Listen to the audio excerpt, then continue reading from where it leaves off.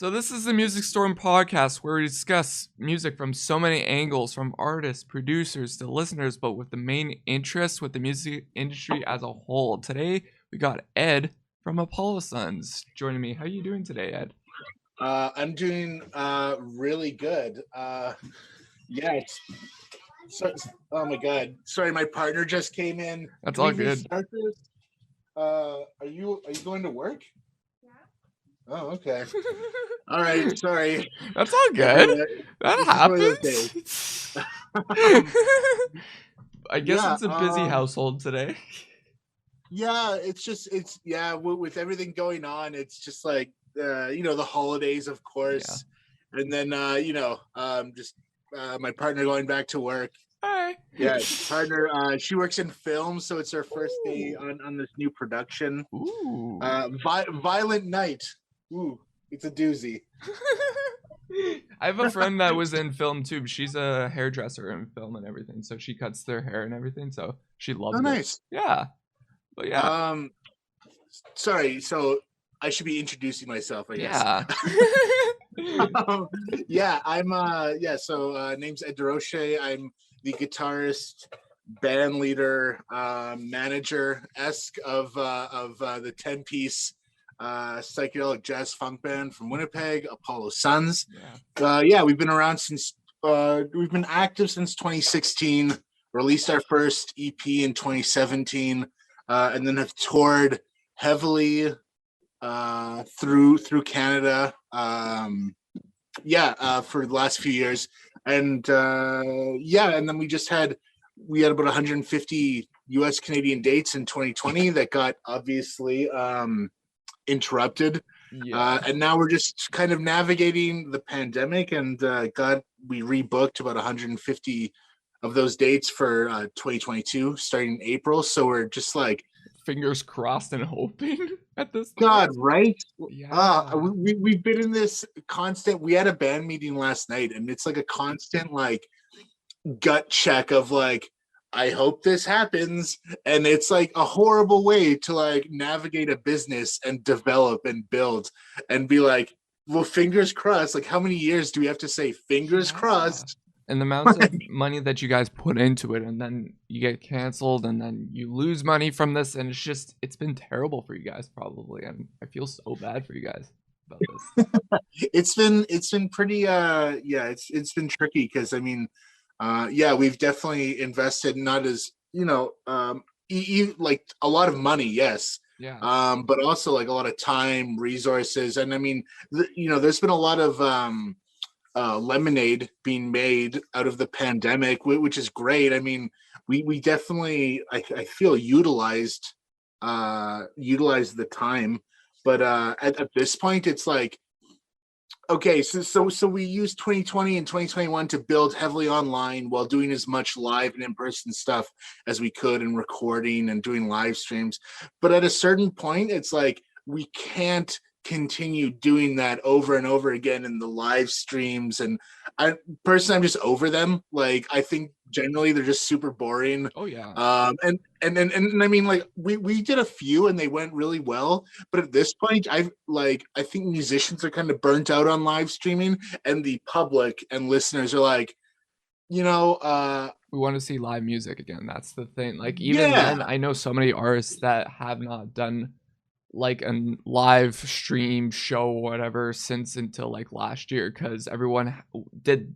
That was the thing for 2020, I guess, but then 2021 was like, oh yeah, let's start getting back into live music now, which we did for a bit, and then things now shut down again. So it's like, what works, what doesn't, what can we do at this point now, right? Because it's and I mean, it's getting to the point, like, because it's very hard to monetize live streams, and a lot of work goes into them, because I never wanted to do like, and we never did, the band on a couch with an acoustic guitar, and it's like horrible audio, there's no production. Like, we set up in a studio, got lighting, mixed it properly, got a film crew, and did it properly. But that takes a lot of time, logistics, a lot of money.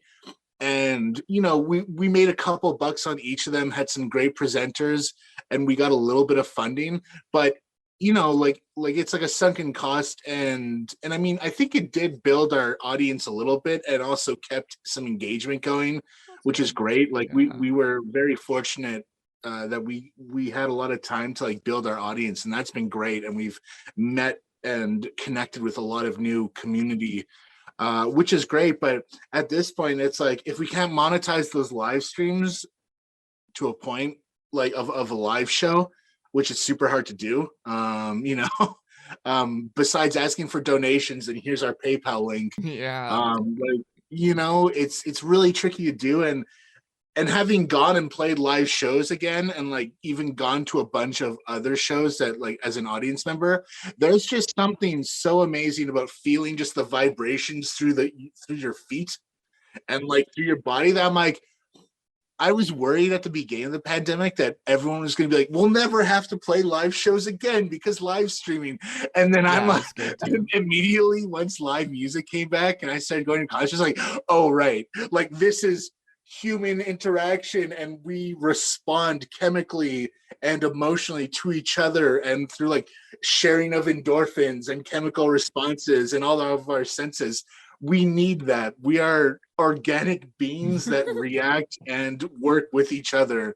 Like, when people are like, I'm going to be a digital entity, I'm like, That's not yikes. gonna work out, right? Because there's even then, like, there's also all these people, all these young individuals in the scene and everything that are starting to come up from live music, and you just kill that from them, and it Oh, just yeah. sucks. It really sucks that it had Yeah. happened, and now we're slowly getting back, but who knows at this point now? Yeah. I knew there would be bumps. Like I knew there would be bumps in the first year of reopening. But this Omicron one is Yeah. like we actually had to cancel some dates out west. Like we had some nice festival dates planned, but Yeah. unfortunately those bit the dust. But we're very hopeful. I'm still extremely optimistic that our April runs starting in April will be Yeah. okay. From what I've read and from actual experts and people that are not just like spouting crap, that like this will be a fast wave and a big step towards hopefully the end of this, because like like we all want to really get back to it, and everyone in the band and myself, like we really love the music and we love performing, and I believe in it. I think it's a really positive thing and a great experience that we're doing, but it's like it's super hard to be like, how long can we continue Yeah. planning and then Just pulling it cancel. back, or Yeah. yeah. It's been rough. Like, yeah, you don't Yeah. want to cancel any more shows and push it back. Like, I know, what is it? There's break. I don't know if you know, Breakout West is happening. I think next month. Oh, yeah, I'm And actually a speaker. oh I'm a yeah, speaker in one of the panels, nice. And and we've won a couple of Western Canadian Music Awards. yeah, I Yeah, know they're that very because familiar. yeah, I love your band. So it's like it's Oh, cool thank that you. you guys got to say yes to this. And even then, I've known you for years and everything. But I really hope that Breakout West does happen, just because it's like so many artists awards and just it's a good Mhm. community of musicians just getting together for like a good weekend or two and everything. So it's like Yeah, yeah, yeah, and we see from the Omnicore variant, I don't know, like it's up in the air. It sucks. It really sucks. yeah. And the thing is, like, it's and being on that side, all of these festivals and conferences are like having to like you're still promoting it. They're still like, hey, it's coming up in a month, but at any time we all know that it could be like postponed or canceled again, Yeah. and it's like like and it's really stressful, and obviously it's been really hard for everyone involved, but just to like for anyone who doesn't run a small business or do something in this, there's tons of stress, like I'm like Yeah. joking with my friends in our community. It's like, oh, I have like a stomach ulcer for the last like 6 months, because it's like you're planning, the team is like everyone's getting excited again, and it's like Nah, nah. yeah, yeah. Dang. But Yeah. so let's go to the beginning, Ed, from Mhm. Apollo Suns, your music career. What got you into music and the start of Apollo Suns, really? I mean, I started playing when I was like 15 or no, even a little younger than that. It was like a horrible guitar, like one string on it or two strings, just terrible, super out of tune. But I remember there, you know, I, I think my first sign of like liking music came from this like PlayStation 1 game called Parappa the Rappa. And it's like this play along song game. And it was just like you like created beats, and it was kind of like Guitar Hero, but like without the fucking like stupid guitar thing. Yeah, But with you the pretty much just like torsions, yeah. mashed buttons to like match up, and it would like play these dope songs. I was like, oh, this is cool. uh, and then I really, and it's funny how video game soundtracks like Final Fantasy 7, Zelda, all these All the great adventure games and RPGs. everything, yeah. Oh Okay. yeah, Yeah. have great Oh soundtracks, yeah. and a lot of my first exposures to and my first memories of loving music were that and like skateboarding videos, because like skateboarding videos had like tons of great soundtracks as well from like all over like different genres. Yeah. And I would watch those like religiously when I was like 12 to 15 and skateboarding a lot. Yeah, like you watch your favorite skateboarding video, and then you're like, oh, this song's dope, and then you wait to the credits, you write it down, and then you just jump in. Like that's how I got into like Iron Maiden and like the Ramones. Yeah, like That's Jamie awesome. Thomas and Welcome to Hell, skating to Hallowed Be Thy Name by Iron Maiden. I was like, this is amazing. What is this? And just got super into it. Yeah, Dang. yeah. And from there, yeah, I was like skateboarding a lot, and then I like got and then I just got super into guitar. I just pretty much just like replaced that. And yeah, and then from there just practiced a lot. And then in when I was 18 or 19 or 20, started my first band, which was horrible. But I met Everyone's first band is oh usually yeah, totally. horrible. Everyone's first band is horrible. The horror Especially when you're stories, that man. age. The horror Oh stories. yeah. Oh yeah, totally. But yeah, we so in that first band, or I think the second band, I was playing with this bass player named Dave Gannett, who ended up we played music in different bands for about like 7 or 8 years, and we're in like the band before Apollo Suns was Electric Soul, and that went around for about 4 years. We released an EP and a full album, and then toured a little bit. But that was like the Mistakes band. So I was learning. I was going to Manitoba Music and doing all of these like not conferences, but like DIY sessions and workshops of like how to book shows, how to book tours, how to social media, how to market, how to do this, that, and the other thing, and like a lot of 101 courses. So then, so that band was great for like making all the wrong choices, playing way too many shows, not knowing how to network or how to build like a buzz. It was startup. It was a startup for Apollo. yeah, Suns. totally. It was, Yeah. and it was great for that. So then that band broke up, of course, and we had a year, and I call this like the purgatory year. And we went under the name Electric Soul Orchestra, and what we would do is the three of us, so Dave, myself, and then our drummer Seth at the time, would just freeform improvise sets, but we would invite for every show different musicians up to join us, from horn players or keyboard players, a flautist, and like different percussionists. So we would have a different lineup for every year, and then we would just promote the shows as they came up. And we played a few of these, and then we got asked in like July of 2015 to play the Centennial Concert Hall piano Noble Gallery, which is like the second floor kind of gallery thing. A friend was putting on an art show and they wanted some entertainment. So we pretty much set up in a circle with our gear and just improvised like a 45-minute set. And some people filmed it like on their phones and like sent us.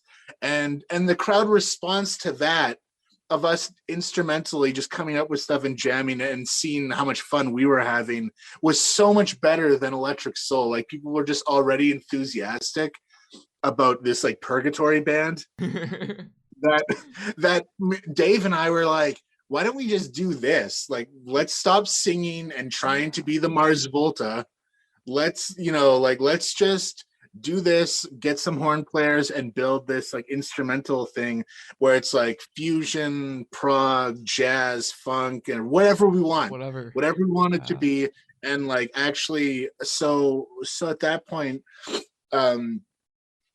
personally, I was going through like a really heavy like breakup with like a long-term partner. So after that, it was like everything. It was like a starting point and a new beginning for like everything in my life. Like I found a studio apartment that was super small and cheap, so I could just save a bunch of money and invest into the band. All I did was practice and go out to shows and work and just like woodshed, and then we just like rehearsed a lot, and then so everything was like let's build just yeah, exactly. And it was like it was just a singular goal. I was like no more messing around. Electric Soul was where I made all my mistakes. No more bullshitting. Let's do this. And as soon as Apollo Suns, even from our first show, the enthusiasm and response was great. And then that number built, and we had more and more people coming out to shows and more people.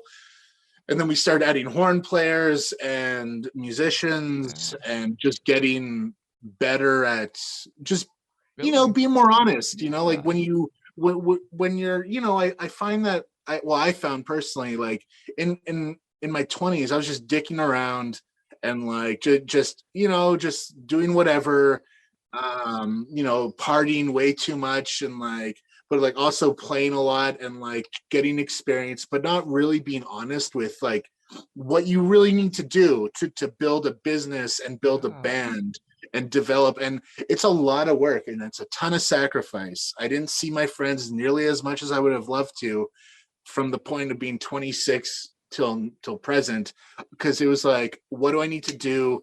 Is it better to go out and party for a night, or should I be doing research and sending emails and shutting and writing and making my database of every venue across Canada and all this? So like, and putting all these systems in place. So that's kind of how it started.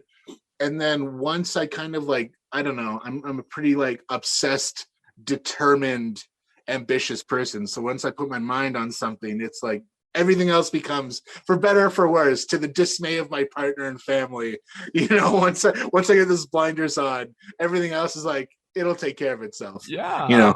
Yeah, I love that you had a set plan going in motion and how you were building it up and everything. Like, there's a lot of new bands in the Winnipeg scene really does not know what probably you've done all as well, just like trying to get those venues, get those connections, and they still don't. Even some of these young artists that are about as well, their 20s, they still don't know what to do in this day and age with music. And you've been in the scene for so long, and I know that. And I'm like, it's awesome that you know this stuff, and it just amazes me how much you know so much in the scene and just in general the Winnipeg scene, the Manitoba music scene, and just like I love it. Yeah. I mean, it's been like a lot of like just hustling and like I didn't know what I didn't know until I knew. And that's how anyone is, like you got to go out and you got to do something about it. That's the thing. Yeah. And I mean, I went to every workshop and seminar and met everyone, and for better for worse, and you go and you find your people. So now it's interesting because like now I'm at the age, and Apollo Suns is like, we've been around for 5 years, and now we're starting to go internationally and like into the US and the UK, and we have like a full team and a label, and now it's like people are like, oh, you're successful now, and it came and like and but because they've only been a fan or known of us for a year, they think it's like that, like people, when people see like, oh, you like, oh, it's a lot of luck, and there's like, oh, this band came out of nowhere. No band comes out of nowhere, like, or no business even, like, people don't. Yeah, you have to like, yeah, people don't pay attention to the grind years usually.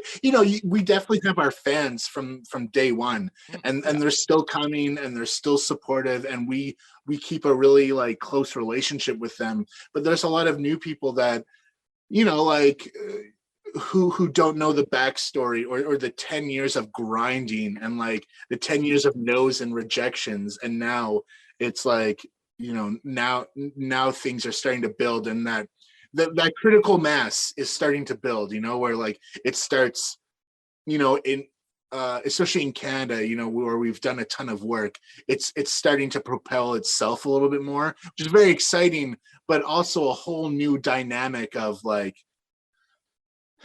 a whole new work dynamic and responsibilities and accountability, and just like, just keeping everything together, like it.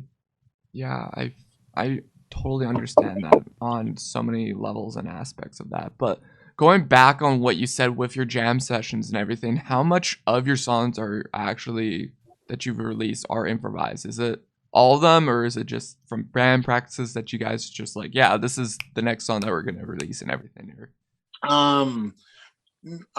We haven't improvised a full song in quite a while, actually. Now we're like, there's a lot of improvisation in our music, and especially when we're like conceptualizing or kind of jamming in like the rehearsal space, some things do come out of just like a warm-up riff, and then like Dark Knight, for instance, was like a warm-up riff, like the ba da ba da da ba da da da da da da.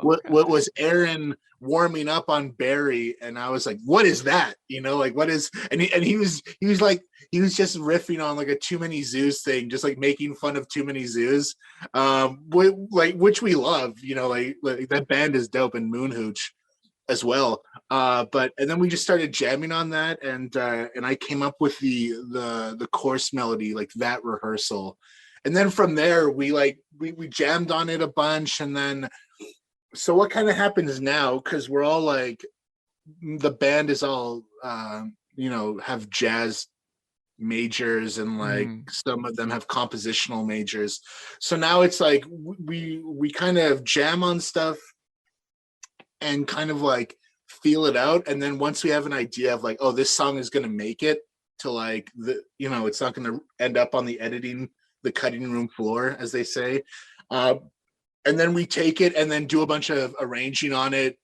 do the horn voicings, kind of like, and then like cut the fat, because we are trying to make like like intentional, like very like developed, but not overproduced or overdeveloped. It's kind of like this fine line.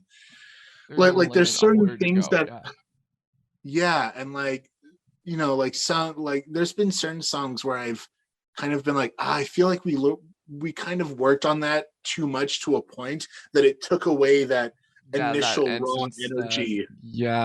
I totally understand. There's so many bands that put so much heavy level on production and everything, or there's too much of this certain sound in this that you just gotta lay it back a bit. Yeah. So I feel like we've been really like, and then we're going in to record a new album in March. We were supposed to be starting the recording on Thursday, but we decided to push it back for obvious reasons. We pushed it back by 2 months. So, but with these new songs, I feel like it's a really good mix of like, now I feel like we've developed the Apollo Sun sound over 3 EPs, and we're kind of shedding our influences. Like obviously they'll be there, and you hear them, because nothing is ever truly original at this point. Like your ideas are just an amalgamation of everything you know and have heard or learned or perceived, right? So, but I feel like now we've refined all of everything that we've kind of been messing with into a definitive, like, oh, this is what Apollo Suns is, and it's like a little bit of this and a little bit of that and a sprinkling of that. So but there is some improvisational period, like passages on the new album, and live, especially with horns. Oh yeah. Improvising an entire thing with horns and getting everyone on takes a lot of trust and a lot of time and a lot of like hours spent together. But now with like the more solidified lineup coming out of the pandemic, there's a lot more trust, and on stage we're starting to improvise more and more. So that's fun. Which is kind of like yeah. So I feel like kind of taking that first kind of like idea of like from the purgatory year of like when it was just improvised and it was super raw, and there was a lot of crash and burn moments, but there's also a lot of like really dope, awesome, like things came out really of it, great moments. So now I think we're like learning, like, okay, how can we write and develop a song that is like, because we are trying to be catchy, we are trying to make it fun and interesting for non musically trained people. Like this is one thing that like sometimes with like, okay, like I love jazz and like niche genres and progressive, but I'm like, we try to take all those things we love and like okay, how can we write something that the common listener who doesn't have theory or won't pick up on certain things will dig, but also heady enough that we're like, oh, this is fun. And we've even had people be like, oh, that was like, they'll like talk theory about a section of one of our songs, and I'm super into that. I think that's cool. But also like having like people who don't know anything about music theory just dig it, and it resonates with them, because at the end of the day, it's about being inclusive and like making sure everyone can feel something regardless of who or what or where they are, or whatever, wherever they come from. Like it's just a space that it's just dope music, and it's for us and it's for you, and you're a part of it, we're a part of it, and we can, it's all about being together with it. Yeah, I love that. Like for your new stuff, actually, so like, is there a plan for like a single dropping soon, or are you just gonna wait until the record's fully done and then you're just gonna start dropping stuff for it? No, we're gonna be dropping stuff like, obviously with like listening habits now and singles being very prevalent, and I mean, but our demographic loves albums. Like we sell a lot of albums, and we sell a lot of like CDs, and like people talk about having like people talk about having a box of CDs under their bed for like 100 years. That's not us, like we move them, but we put a lot of time into like the full concept of an album. But we also understand, like, you have to be able to adapt to habits, like consumption habits. So there are songs that were like, okay, this is kind of a single that, or like what is a single anymore? This is like a song that can stand by itself, so we do have a couple that we are planning. Obviously I wanted to have one released sooner than later, but we do have a treasure chest full of like tons of live recordings. So we might start just like uploading and releasing live cuts until we can get more studio work out, just to keep feeding that algorithm and keeping Spotify and their people on their toes, get you listening. Yeah. I like that. I love that.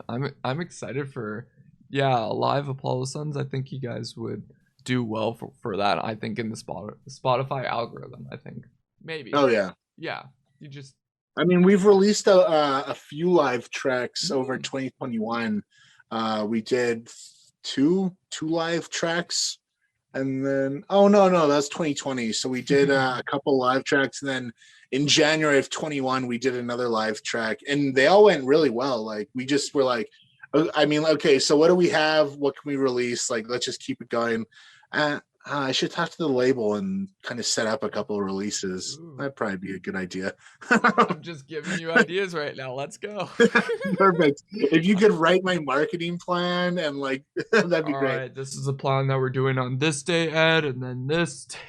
I got you covered, Ed. I got you. So, thank you. No problem. What do you suggest to someone that's starting to get into music right now? Like music or the music business, because they're two very different things. But I say let's do first with just regular music, not the music business yet, but just music and everything.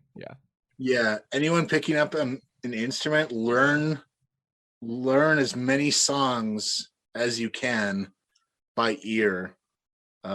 And just get them and learn and like figure them out and learn every part of the song so that you learn how every piece of the song works together to form a whole, like how the chords relate to the melody and what harmonies, what are the drums and the bass line doing, how much space each instrument is leaving for the other instruments, because it's very important. A lot of new players, myself included, overplay.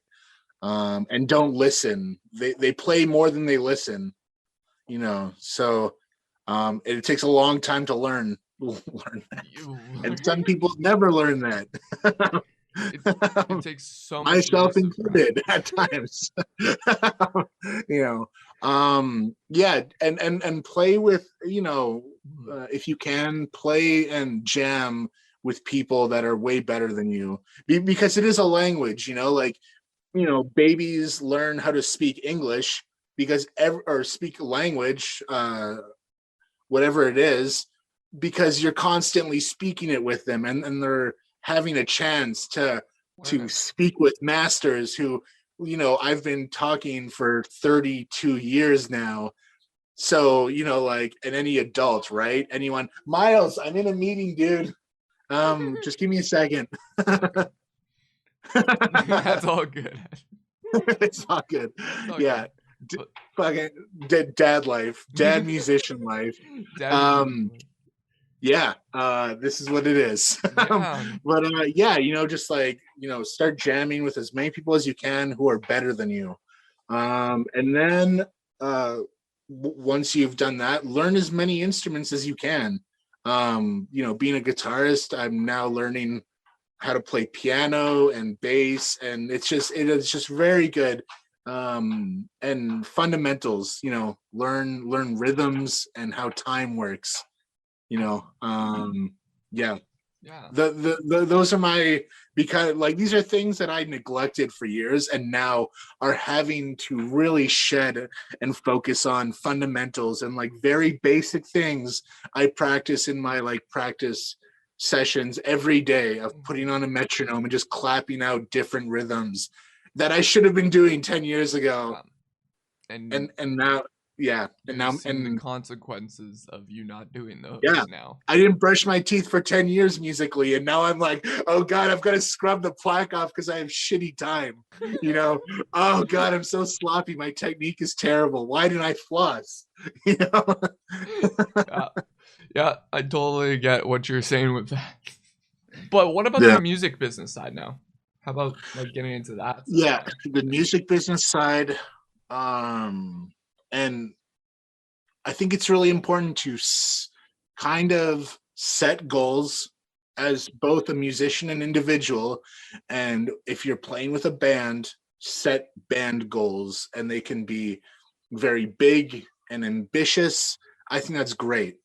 And then you kind of work backwards from what are your goals, and talk honestly as a band and as a musician with yourself and with others of what everyone perceives as of success. Some people are just happy being weekend warriors playing in cover bands, and others like myself want to travel the world. I want to play big festivals, sell out big rooms, stadiums, and like you know, and I don't ever want to work a day job or do anything that I don't want to do ever again. You know, I don't want to flip eggs anymore at Stella's. Fuck that shit. It's so meaningless and pointless, you know. Go hard I for worked us there for towards 10 years, Stella's, so but I've earned my shit talking of Stella's. But but you know, like really be honest with yourself, because the music business is really challenging. It's very competitive, and there is a lot of support, and people are really great. And like a lot of people, when I was coming up, shared their knowledge and advice and contacts, and showed me how to navigate it. But even with that, it's still very hard because you know, and a lot of times I think it's important for people to understand that you can be the most talented person in the world, but without a work ethic and hustling and grinding, you still will most likely not make it. You could have the greatest song, and you need to know how to market it, promote it, get it out there, because millions of songs are uploaded to Spotify a year that could be great, but no one hears them because there is so much out there. So I think it's like, or you got to really sit down, and you know, you can be a musician and play music every day of your life and love music, but that doesn't mean you're going to love the music industry and the business. And personally, I love it. Like I love booking, I love navigating, managing, getting wins, but it's super stressful. And it, like I've had, for every yes we've gotten, I've gotten 10 no's. And it, you know, when rejections and all this, and like, you know, not yet. And tons of scream fests and like throwing, you know, like going into my basement and like, you know, throwing Tupperware and like smashing something, because it's like, you know, you know, when you believe in something and it's just, you know, you get 3 pieces of bad news in a day. It's just, it you know, overwhelms. It sucks yeah, when you yeah, get that. Yeah. And nothing yeah. goes in your way with the music industry because everything always crumbles fast toward you every single moment that you put your mind to it and put Oh effort yeah, into it. and like some things you can work so hard on, and like a certain show or a tour or whatever, and it could fall apart, or you know, the van breaks down, or the bass player has to fly home, and you have to, and your trumpet player who kind of plays bass has to take over, which happened to us on a tour. We had to show Fred all the bass lines and rehearse and find a jam space before the first night of tour because we lost our bass player like 8 hours before, and we're like, oh my god. It worked out great. It was a great tour, but you know, you got to be very resilient and very thick-skinned, and know how to take care of not only like yourself and everyone, but also how to stay healthy and be, how to help like your mental health. And I think that like music, the music industry and business, although it's getting better, does not really talk about the culture of itself, Yeah. because like it's a until 2 a.m. or 3 a.m., you know, like you play the show and you schmooze with your fans, or you, like, we always stick around, and I shake hands and I talk to every fan. I'll go around the crowd and I'll talk to everyone, and just to make everyone feel that they are appreciated Mm-hmm. and a part of it.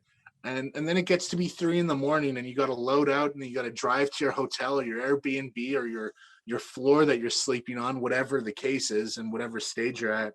And it doesn't really get talked about. It's starting to now, but how to take care of your body and your mind, because like you gotta stay sharp and to really execute. And you're running, especially on tour, you're running on adrenaline at all times. It's like a hurry up and wait and then be on fire type thing, you know, like even on the downtime you're still like, you know, especially being the band leader, my gears are turning at all times. And am I doing everything I can right now to make sure that this show is sold out, or this, you know? Well, And and also yeah, making sure that your band's all right there mentally and just prepared for yeah, the and show. feeling Like good and it's checking in with everything. them. You know, like you, like as a band leader, I take on a lot of like, and obviously everyone has their own, and their health and their mental health is their responsibility, but I also feel somewhat accountable and responsible for it as well. Which is a learning which is a learning kind of dynamic and a learning experience as well. But I think that, yeah, like I don't know what my overall point was, but just, just making sure that you're taking care of yourself as well. And that includes like sleeping properly, exercising, taking care of your gut, eating well. And like, cause like since I've started getting in now in my 30s, I've started getting way more into my health. And what I've seen is now that I'm exercising regularly and eating well and like making more home cooked meals, eating better, like just better source stuff, and like not eating pizza pops, but just like eating more, Yeah. figuring it out, Yeah. having better, more fermented food, taking care of your gut. And that has helped my mental health because like there's tons of studies that show like your gut health is entwined with all parts of your body, and taking care of your back is like all these things. Your body is an ecosystem, right? It works with itself. So anyway, if you're going to get into the music industry, understand that it is not here to promote good health, and that is on you. Make sure you're taking care of yourself. Just because you have drink tickets for free at a show doesn't mean you have to drink. I love that. I love that motto that you have there. What's that? It's a good motto. Just drink at a show, or just don't drink in general. It's great. Yeah, it's weird, it's weird to not drink at a show, but I honestly, I'm like, I'm good. I'm good. Yeah, like even then, like I'm a photographer. I don't drink at shows because then I know, hey, I have to be wary. Oh, I might mess up the shot now. So it's like, yeah, I'm yeah. good. I'm also at work, like that's one thing, like this is my job and career, and I love it. And then, like I work on it like 8 to 10 hours a day. Like this is, I'm there to provide entertainment, and we're there to provide, and your service and everything for yeah, these fans or be these professional. individuals. Yeah, you got to be professional in your job, and this is your job. And then yeah, I've worked with bands, and we've been on festivals where a band isn't professional, and like, and then it's not like inadvertently like the crew is shit talking them, but I've been in a green room where the stage manager comes in, and just offhanded is like, man, that effing band, they went 20 minutes over, and like this person just vents, and you're like, oh, they're not being hired. And then that person, if someone asks, because the music industry is all about networking and connections, and like and even if you're not friends with someone, you should be professional when you work with them, because everyone talks to everyone. Oh, how was that band when you booked them here? Oh, they were great. Book them, put on a good show, professional, easy to work with. Or they were dicks, they showed up late, they didn't have a stage plot, and then they played over their time. That band's not getting hired again. Yeah, I see it all the time from horror stories and also shows, and just from band tour videos, and that it's terrible on how these labels, these promoters, and all these people are just like, yeah, screw the band and that. I'm like, no, like there's stuff going on as well, but also it's just like, yes, you have to be in this time frame, you're supposed to play at this certain time and everything. It's just yeah. And also, like, obviously things go wrong, stuff happens, like we've having toured a bunch, like some things just happen, and as long as you're doing everything you can in your power to make sure that things are running, and like sometimes you can't help when a flat tire happens in the middle of like rural BC, and you're like, well, we called CAA, we've been in touch with the venue, we'll try to make it there, and we're doing everything we can, and people are like, okay, yeah, totally. But there's like a difference, like even if everything goes wrong, and we've had shows where everything goes wrong, no one shows up, and the venue is still like, you worked your butt off, you tried your best, and we would love to work with you again. We'll just make it we'll just figure out what didn't work and just massage those areas. And yeah going off of that, like I know you mentioned that you guys are on a label now and everything. So like how Mhm. what are your thoughts about artists getting into labels? Like do you suggest like new artists to get into labels or if they shouldn't? Like what is your take on I guess labels in the industry now? I don't think you need a label to be successful. I think that's like the old school mentality, like the archaic kind of like Yeah. you need a manager, you need this, and you need a label. Because you can release music for free now, Yeah. generally, like Bandcamp. Bandcamp And there are tons of like digital services. Yeah. distributors, TuneCore, CD Baby, all those, DistroKid. Um, I would never tell a band that they need to be on a label. And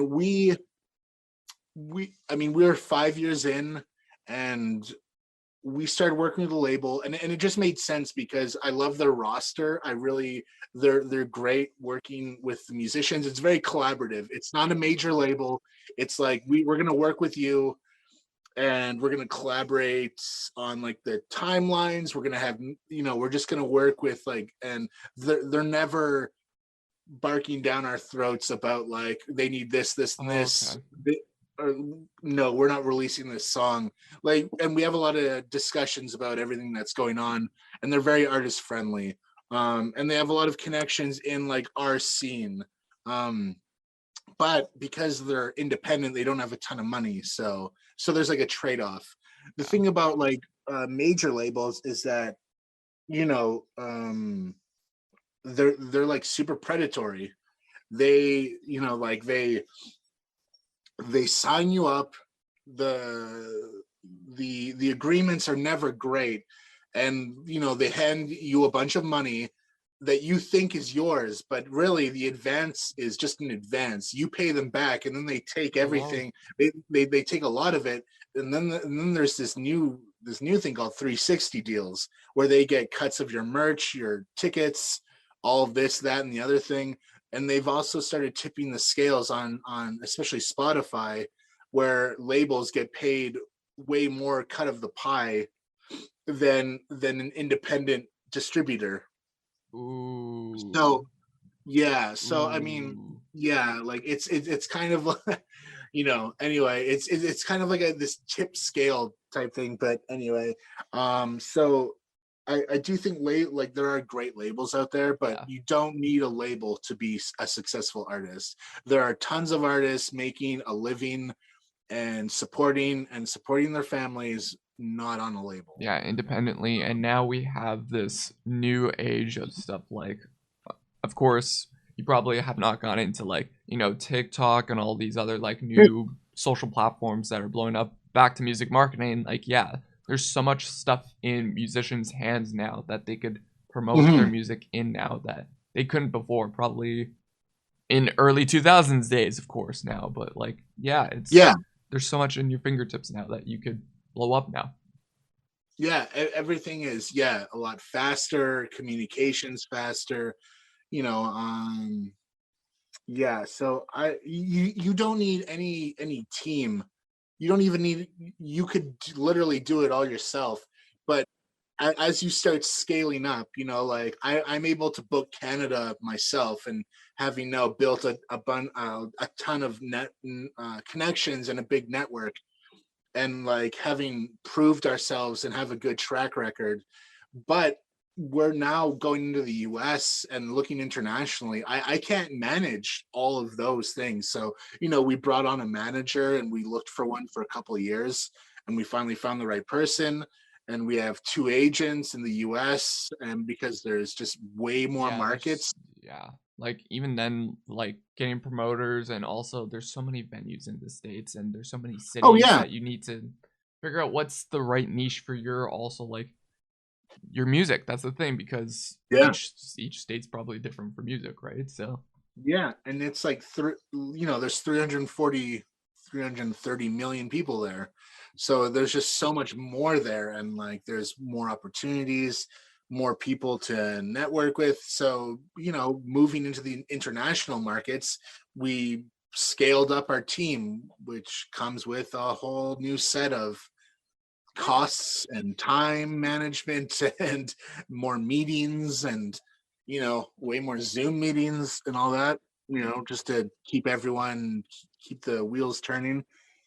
Yeah, but you can keep it in-house for quite a while and save yourself some money because, every team member costs something, like.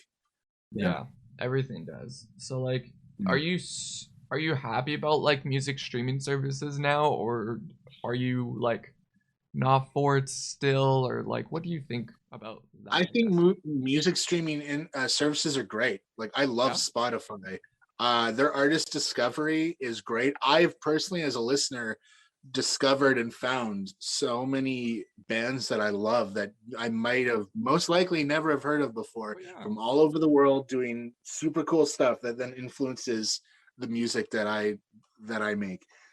I love streaming services. What I don't like is the fact that they get to parade around. Spotify says they don't make a profit because when your owner owns half your stocks and you have shareholders, and then you get to say you don't make a profit, but really that's not true, because people who are shareholders are making tons of money on Spotify. Yep. And then you're going and be like, oh, we're investing these profits back. So you are actually making money, but where it's going to is not profit, because the whole idea of the stock exchange and like economics is bullshit.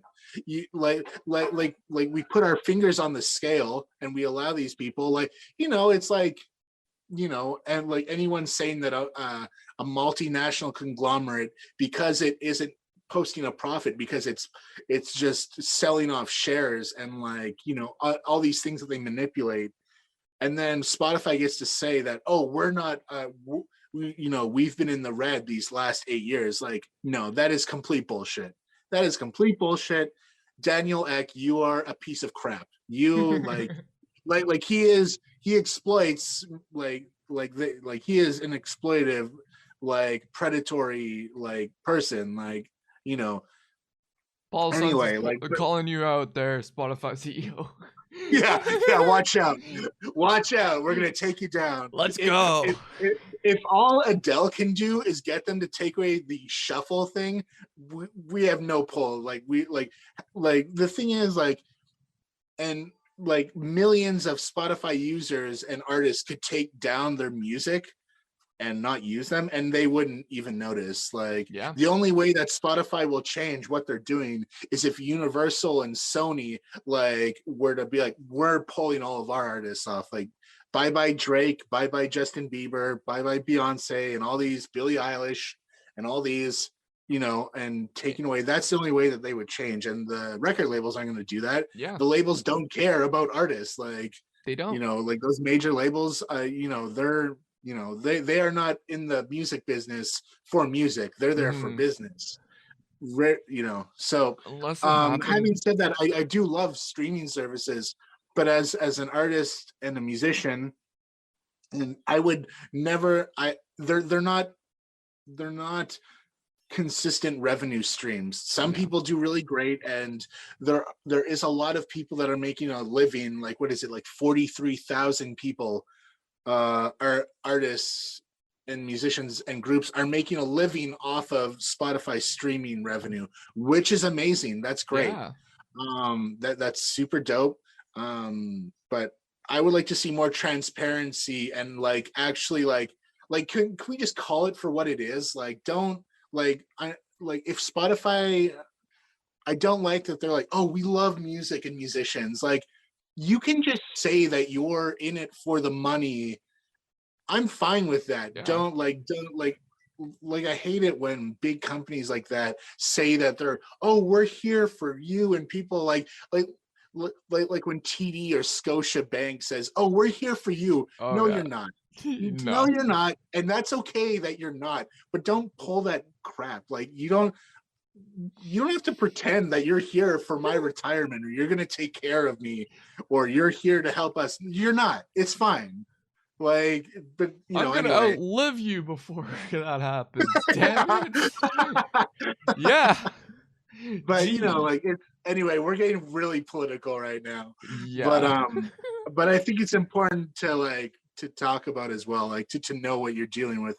But yeah, I mean, like so streaming, like I would never, like, don't Rely on consider it. it a consistent revenue Yeah. stream, although it can be great. I mean, you know, we do fine Yeah. from it, but we have multiple revenue streams, which I think like diversity is really good. Like back in the day, you can make all your money off touring and album sales, and then as the record industry started to crumble with streaming and illegal downloading and piracy, you have to now find other ways to monetize your skills.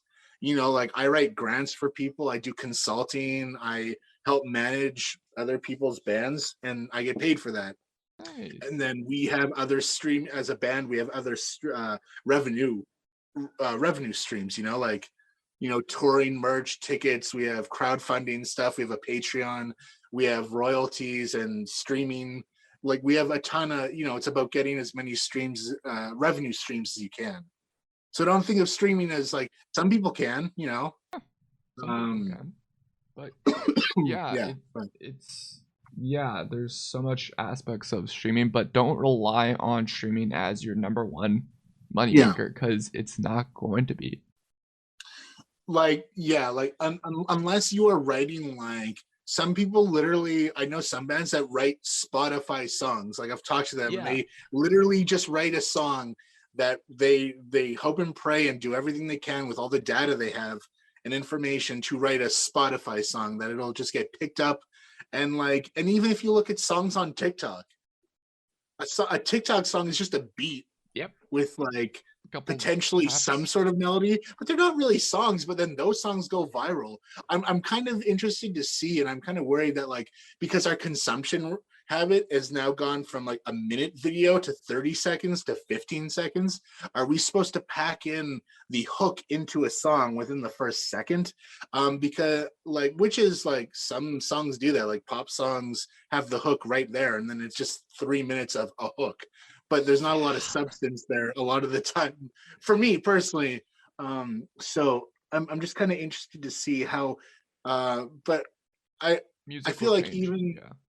Yeah, but I also think that like there will be those people and those that resonate and like get into that world, but there will always be people that love like the long form, the album, the listening experience, and the live experience. Like some people just want to do live streams and watch Twitch all day, which is cool. I know a lot of people who do not want to do that, and so it's also just about like finding where you fit and where I fit and where and then just like be a part of that community. Yeah, music's not gonna go anywhere anytime soon. Oh no, not at all. In general, digital music, anything of that sort, people say, oh yeah, I mean, like to me, like music is like the fundamental force minus stupidity in like the universe, like music is just so insanely powerful, and everyone has a song or a thing or a tune or something they hum every day throughout.